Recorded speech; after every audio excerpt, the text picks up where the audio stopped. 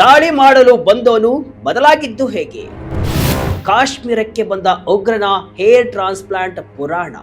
S ವೀಕ್ಷಕರೇ, ಈ ಸುದ್ದಿ ಕೇಳಿದ್ರೆ ನಿಜಕ್ಕೂ ನಿಮಗೆ ಆಶ್ಚರ್ಯ ಆಗೋದು ಗ್ಯಾರಂಟಿ. ಇದು ಯಾವುದೋ ಸಿನಿಮಾದ ಕಥೆ ಅಂತಾನೆ ನಿಮಗೆ ಅನ್ಸುತ್ತೆ. ಕೈಯಲ್ಲಿ AK-47 ಹಿಡಿದು ಎದೆಯಲ್ಲಿ ದ್ವೇಷ ತುಂಬಿಕೊಂಡು ಕಾಶ್ಮೀರವನ್ನ ರಕ್ತ ಸಿಕ್ತ ಮಾಡಬೇಕು ಅಂತ ಬಂದಿದ್ದ ಒಬ್ಬ ಪಾಪಿ ಉಗ್ರ ಇಲ್ಲಿನ ಬದುಕು ನೋಡಿ ಹೇಗೆ ಬದಲಾದ ಅಂದ್ರೆ, ಆತ ಬಾಂಬ್ ಎಸೆಯುವುದನ್ನ ಬಿಟ್ಟು ತನ್ನ ತಲೆಗೆ ಕೂದಲು ಅಂಟಿಸಿಕೊಳ್ಳೋಕೆ ಮುಂದಾಗಿದ್ದಾನೆ. ಹೌದು, ಪಾಕಿಸ್ತಾನದ ಲಷ್ಕರ್ ಎ ತೈಬಾ ಸಂಘಟನೆಯಿಂದ ತರಬೇತಿ ಪಡೆದು ಬಂದಿದ್ದಂತಹ ಮೊಹಮ್ಮದ್ ಉಸ್ಮಾನ್ ಜೆಟ್ ಅಲಿಯಾಸ್ ಚೈನೀಸ್ ಇವತ್ತು NIA ತನಿಖೆಯ ವೇಳೆ ಬಿಚ್ಚಿಟ್ಟಿರುವಂತಹ ಸತ್ಯಗಳು ಅಕ್ಷರಶಃ ರೋಚಕವಾಗಿವೆ. ಎಸ್, ಈ ಉಗ್ರ ಕಾಶ್ಮೀರದ ವಾಸ್ತವವನ್ನ ನೋಡಿ ತನ್ನ ಕ್ರೂರ ಮನಸ್ಸನ್ನ ಬದಲಿಸಿಕೊಂಡು ಹೊಸ ಬದುಕಿನ ಕನಸನ್ನ ಕಂಡಿದ್ದ. ಅಷ್ಟಕ್ಕೂ ಈ ಉಗ್ರನಿಗೆ ಹೇರ್ ಟ್ರಾನ್ಸ್ಪ್ಲಾಂಟ್ ಮಾಡಿಸಿಕೊಳ್ಳೋ ಆಸೆ ಬಂದಿದ್ದು ಯಾಕೆ? ಪಾಕಿಸ್ತಾನದಲ್ಲಿ ಈತನಿಗೆ ಹೇಳಿಕೊಟ್ಟ ಸುಳ್ಳುಗಳು ಏನು? ಉಗ್ರನ ಮನಸ್ಸು ಬದಲಾಗಿದ್ದು ಹೇಗೆ? ಒಂದು ರೋಚಕ ಸ್ಟೋರಿ ಇಲ್ಲಿದೆ. ಕೊನೆ ತನಕ ಮಿಸ್ ಮಾಡದೆ ಈ ವಿಡಿಯೋವನ್ನ ನೋಡಿ. ನಾನು ಶಿವಮೂರ್ತಿ ಸರ್ಪ. ಆ ಒಂದು ವಿಚಾರಕ್ಕೆ ಬದಲಾಯಿತು ಉಗ್ರನ ಮನಸ್ಸು.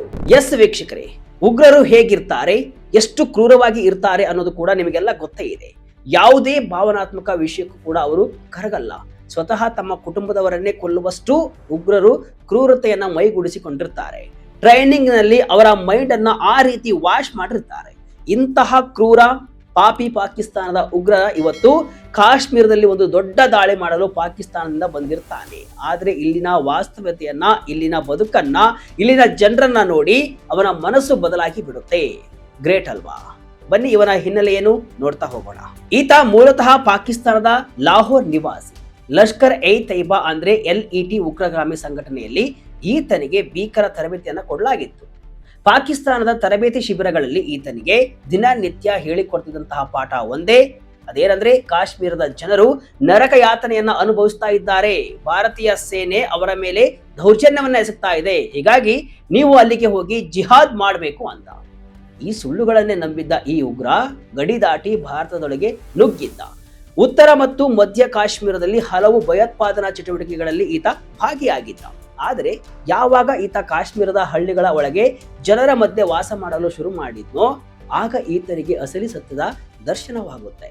ಪಾಕಿಸ್ತಾನದಲ್ಲಿ ಹೇಳಿಕೊಟ್ಟಿದ್ದಕ್ಕೂ ಮತ್ತು ಇಲ್ಲಿನ ವಾಸ್ತವಕ್ಕೂ ಅಜಗಜಾಂತರ ವ್ಯತ್ಯಾಸ ಇರುವುದನ್ನ ಕಂಡಂತಹ ಈ ಉಗ್ರನ ಮನಸ್ಸು ಅಕ್ಷರಶಃ ಬದಲಾಗಿ ಹೋಯಿತು. ಕಾಶ್ಮೀರ ನರಕ ಅಲ್ಲ, ಅದು ಸ್ವರ್ಗ. ತಲೆ ಕೂದಲಿಗಾಗಿ ಕ್ರೂರತೆ ಬದಿಗಿಟ್ಟ ಚೈನೀಸ್. ವೀಕ್ಷಕರೇ, ಈ ಉಸ್ಮಾನ್ ಜಟ್ ತನ್ನ ತನಿಖೆಯ ವೇಳೆ ಒಂದು ಅಚ್ಚರಿಯ ವಿಷಯವನ್ನ ಹೇಳಿದ್ದಾನೆ. ಈತನಿಗೆ ಕಳೆದ ಹಲವು ವರ್ಷಗಳಿಂದ ವಿಪರೀತ ಕೂದಲು ಉದುರುವಿಕೆ ಅಂದ್ರೆ ಹೇರ್ ಲಾಸ್ ಸಮಸ್ಯೆ ಇತ್ತಂತೆ. ಇದರಿಂದ ಆತ ಮಾನಸಿಕವಾಗಿ ಕುಸಿದು ಹೋಗಿದ್ದ. ತನ್ನ ಆತ್ಮವಿಶ್ವಾಸವನ್ನೇ ಕಳೆದುಕೊಂಡಿದ್ದ. ಹೇರ್ ಟ್ರಾನ್ಸ್ಪ್ಲಾಂಟ್ ಮಾಡಿಸಿಕೊಳ್ಳೋ ಆಸೆ ಈತನಿಗೆ ಮೊದಲೇ ಇತ್ತು. ಆದರೆ ಅದು ಕೇವಲ ಶ್ರೀಮಂತರಿಗೆ ಮತ್ತು ಪಾಶ್ಚಿಮಾತ್ಯ ದೇಶಗಳಲ್ಲಿ ಮಾತ್ರ ಸಾಧ್ಯ ಅಂತ ಈತ ಅಂದುಕೊಂಡಿದ್ದ. ಆದರೆ ಶ್ರೀನಗರದ ರಸ್ತೆಗಳಲ್ಲಿ ಓಡಾಡುವಾಗ ಒಬ್ಬ ಅಂಗಡಿ ಮಾಲೀಕನ ಪರಿಚಯವಾಗುತ್ತೆ. ಆ ಮಾಲೀಕ ತಾನು ಹೇರ್ ಟ್ರಾನ್ಸ್ಪ್ಲಾಂಟ್ ಮಾಡಿಸಿಕೊಂಡಿರೋ ವಿಷಯವನ್ನ ಈ ಉಗ್ರನಿಗೆ ತಿಳಿಸ್ತಾನೆ. ಇದನ್ನ ಕೇಳಿದ ತಕ್ಷಣ ಈ ಉಗ್ರನಿಗೆ ಒಂದು ಹೊಸ ಆಸೆ ಸಿಗಿರುತ್ತೆ. ಶತ್ರುಗಳನ್ನ ಸಾಯಿಸೋಕೆ ಬಂದವನು ತನ್ನ ತಲೆ ಕೂದಲನ್ನ ಉಳಿಸಿಕೊಳ್ಳೋಕೆ ಆ ಅಂಗಡಿ ಮಾಲೀಕನನ್ನ ಆಶ್ರಯ ಪಡಿತಾನೆ. ಶ್ರೀನಗರದ ಕ್ಲಿನಿಕ್ ನಲ್ಲಿ ಉಗ್ರನ ಹೇರ್ ಸರ್ಜರಿ. ವೀಕ್ಷಕರೇ, ಈ ಕತೆ ಇಲ್ಲಿಗೆ ಮುಗಿಯಲ್ಲ. ಆ ಅಂಗಡಿ ಮಾಲೀಕ ಅತ್ಯಂತ ವಿಶ್ವಾಸಾರ್ಹ ವ್ಯಕ್ತಿ ಅಂತ ಗೊತ್ತಾದ್ಮೇಲೆ ಈ ಉಗ್ರ ಆತನನ್ನ ಹೇರ್ ಟ್ರಾನ್ಸ್ಪ್ಲಾಂಟ್ ಮಾಡಿಸಿಕೊಡು ಅಂತ ಪೀಡಿಸಲು ಶುರು ಮಾಡ್ತಾನೆ. ಅಂತಿಮವಾಗಿ ಶ್ರೀನಗರದ ಒಳಗಡೆ ಇರುವಂತಹ ಒಂದು ಪ್ರತಿಷ್ಠಿತ ಕ್ಲಿನಿಕ್ ನಲ್ಲಿ ಈ ಉಗ್ರನಿಗೆ ಹೇರ್ ಟ್ರಾನ್ಸ್ಪ್ಲಾಂಟ್ ಸರ್ಜರಿ ಮಾಡಲಾಯಿತು. ಹೌದು, ಆಪರೇಷನ್ ಸಮಯದಲ್ಲಿ ಈತ ಒಂದು ರಾತ್ರಿ ಪೂರ್ತಿ ಆ ಕ್ಲಿನಿಕ್ ನಲ್ಲೇ ಉಳಿದುಕೊಂಡಿದ್ದ ಅಂತ ಹೇಳಲಾಗ್ತಾ ಇದೆ. ಸರ್ಜರಿ ಮುಗಿದ ಮೇಲೆ ತನ್ನ ಹೊಸ ಹೇರ್ ಸ್ಟೈಲ್ ನೋಡಿ ಆತ ಖುಷಿ ಪಟ್ಟಿದ್ದಂತೆ. ಈ ಸರ್ಜರಿಯ ನಂತರ ಆತನ ಆಲೋಚನೆಗಳು ಸಂಪೂರ್ಣ ಬದಲಾದವು.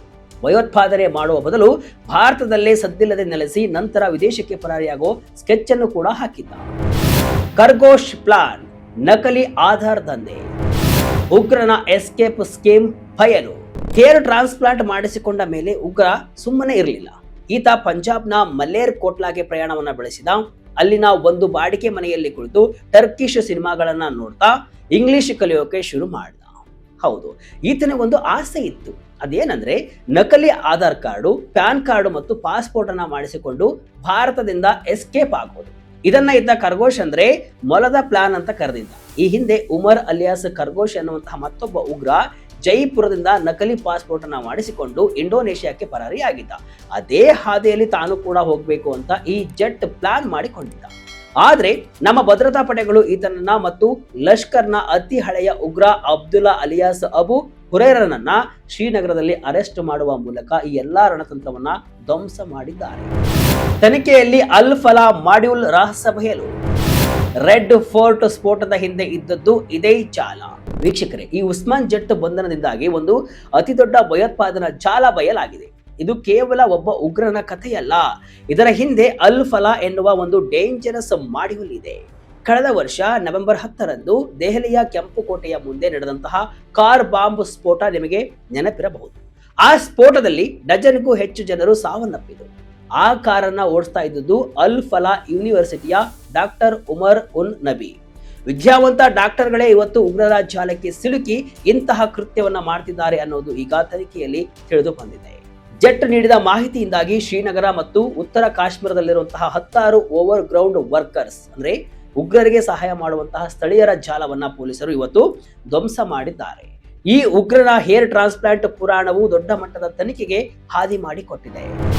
ತನಿಖೆಗೆ ಸಹಕರಿಸುತ್ತಿರುವ ಉಗ್ರ, ಇಲ್ಲಿನ ಮಾನವೀಯತೆಗೆ ಜೆಟ್ ಫಿದಾ.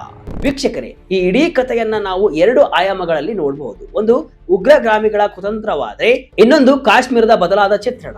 ಪಾಕಿಸ್ತಾನಿ ಉಗ್ರನೊಬ್ಬ ಇಲ್ಲಿನ ಬದುಕನ್ನ ನೋಡಿ ಪ್ರಭಾವಿತನಾಗಿದ್ದಾನೆ ಅಂದ್ರೆ ಅದು ಭಾರತದ ಪ್ರಜಾಪ್ರಭುತ್ವಕ್ಕೆ ಸಿಕ್ಕಂತಹ ಗೆಲುವು. ಉಸ್ಮಾನ್ ಜಟ್ ಹೇಳೋ ಪ್ರಕಾರ ಪಾಕಿಸ್ತಾನದಲ್ಲಿ ನಮ್ಮನ್ನ ಅಕ್ಷರಶಃ ವಿಷ ಕುಡಿಸಿ ಕಳಿಸ್ತಾರೆ. ಆದ್ರೆ ಇಲ್ಲಿಗೆ ಬಂದ ಮೇಲೆ ಗೊತ್ತಾಯ್ತು ಕಾಶ್ಮೀರ ಎಷ್ಟು ಪ್ರಗತಿಯನ್ನ ಹೊಂದುತ್ತಾ ಇದೆ ಅಂತ. ತನ್ನ ತಪ್ಪಿನ ಅರಿವಾಗಿ ಇವತ್ತು ತನಿಖೆಗೆ ಸಹಕರಿಸಿದ್ದಾರೆ. ಇದು ಭಾರತದ ಭದ್ರತಾ ಪಡೆಗಳ ಸತತ ಪ್ರಯತ್ನಕ್ಕೆ ಸಿಕ್ಕಂತಹ ದೊಡ್ಡ ಪ್ರತಿಫಲ. ವೀಕ್ಷಕರೇ, ಪಾಕಿಸ್ತಾನದ ಸುಳ್ಳು ಪ್ರಚೋದನೆಗೆ ಒಳಗಾಗಿ ಭಾರತವನ್ನ ರಕ್ತಸಿಕ್ತ ಮಾಡಲು ಬಂದಿದ್ದ ಉಗ್ರ ಮೊಹಮ್ಮದ್ ಉಸ್ಮಾನ್ ಜಟ್ನ ಈ ಕತೆ ಭಯೋತ್ಪಾದನೆಯ ಸಿದ್ಧಾಂತಗಳು ಎಷ್ಟು ಟೊಳ್ಳು ಎಂಬುದಕ್ಕೆ ಸಾಕ್ಷಿಯಾಗಿದೆ. ಎದೆಯಲ್ಲಿ ದ್ವೇಷ ತುಂಬಿಕೊಂಡು ಬಂದವನು ಕಾಶ್ಮೀರದ ನೈಜ ಪ್ರಗತಿ ಮತ್ತು ಶಾಂತಿಯನ್ನ ಕಂಡು ತನ್ನ ಕ್ರೂರ ಮನಸ್ಸನ್ನೇ ಬದಲಿಸಿಕೊಂಡಿದ್ದು ನಿಜಕ್ಕೂ ರೋಚಕ. ಶತ್ರುಗಳ ಮೇಲೆ ಗುಂಡು ಹಾರಿಸಬೇಕಿದ್ದವನು ತನ್ನ ತಲೆ ಕೂದಲಿನ ಸೌಂದರ್ಯಕ್ಕಾಗಿ ಶ್ರೀನಗರದ ಕ್ಲಿನಿಕ್ ಮೆಟ್ಟಿಲೇರಿದ್ದು ವಿಧಿಯಾಟವೇ ಸರಿ.